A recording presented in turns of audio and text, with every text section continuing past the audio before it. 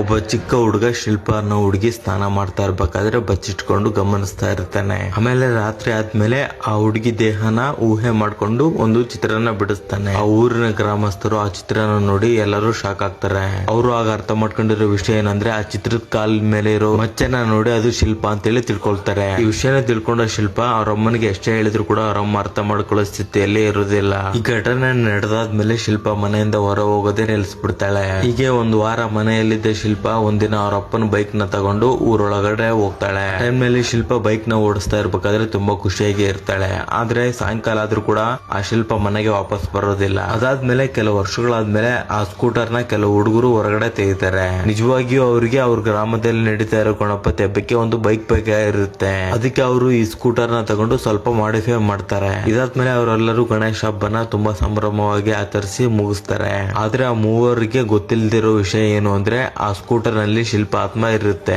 ಒಂದಿನ ಬೆಳಿಗ್ಗೆ ಒಬ್ಬ ಹುಡುಗ ಎದ್ದ ತಕ್ಷಣ ಆ ಸ್ಕೂಟರ್ ತನಗ್ ತಾನೇ ಅಲ್ಗಾಡ್ತಾ ಇರುತ್ತೆ.